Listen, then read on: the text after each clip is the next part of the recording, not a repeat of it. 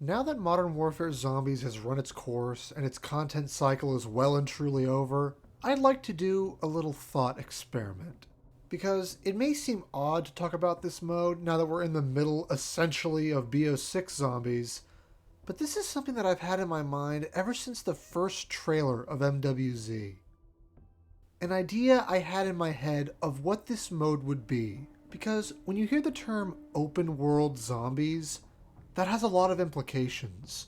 But much like how The Day Before wasn't an open world game but rather an extraction shooter, so too is Modern Warfare 3 Zombies. Now it may seem a bit harsh to compare this game to that one, but I don't think I can express how absolutely disappointed I was with this mode. Alright, here we are. I'm already bored. Now, perhaps an extraction shooter just isn't for me. It was the first one I ever played, and it wasn't my cup of tea. But I think that the idea of dropping a player into this giant open world to survive in and extract from, along with 23 other players, could have absolutely been a revolutionary idea for COD Zombies. When I first heard that this would be an extraction shooter with a time limit, I was completely flabbergasted that the devs thought this would work within the COD Zombies framework. And what I envisioned isn't necessarily an extraction shooter in the traditional sense. Here is what I thought this mode could be. So, imagine this. You emerge from the outskirts of a dark and dilapidated city. One overgrown with dark ether crystals and stormy clouds. All you have on you is your melee weapon and your throwing knife.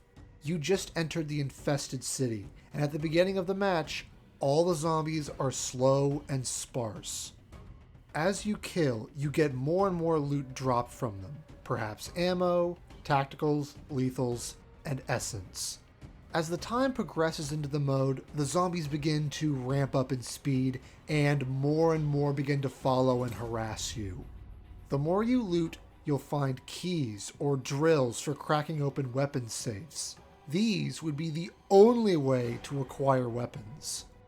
Once a safe has begun to be cracked, then the first of the special zombies begin to spawn in. One loot item that is perhaps the most important of all is the walkie-talkie. Halfway into the match, a call comes through. A rescue chopper will be coming in due time to rescue you, as the ether storm will soon be approaching. This chopper will be landing on the top of one of the many buildings in the city, and you must be prepared for which one it will be. By now, the storm has begun to engulf the outer ring, and all zombies are now sprinting along with mini bosses and dogs. Finally, the call comes in and tells you where the escape chopper will be, and you have a limited time to get to it. By now, you would have explored all that you could, have found the perk machines and packed your weapons, and begin to make your way to the roof of where the rescue chopper will be. The hordes of hundreds of zombies now swarm the streets. Fighting them here is of no use anymore.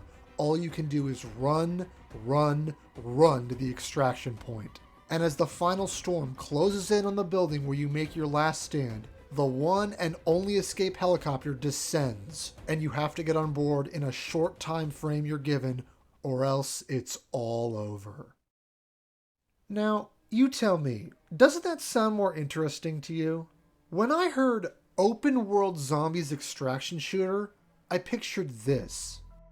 This is what's known as the last chopper out of Vietnam, where the American embassy was swarmed and one final helicopter picked up the last escaping people from the south of the country. Just imagine this image of being chased up a building to your one and only salvation, but it's from zombies. See, everything I described here are all elements that exist in the game already, but they were just handled so backwards in terms of progression and gameplay depth. Again, I know this isn't exactly what an extraction shooter is supposed to be in the traditional sense, going in every match with nothing rather than what you have in your stash. But again, that's why I don't think COD Zombies should have ever been an extraction shooter. Doesn't it feel so backwards to start out in a low threat zone, go deeper into the high threat zone to buy your perks and pack your weapons, just to end the game back in the low threat zone. When you're already completely perked and packed up, everything here is a joke to you. And it makes the endgame of actually extracting feel more like a boring, easy slog that you have to do rather than one that provides excitement or a challenge.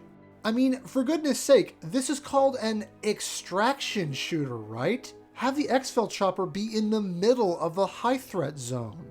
That's why I think this idea of zones is stupid to begin with. You put a timer on the mode, but have no meaning to it other than it being the time you have to leave the match.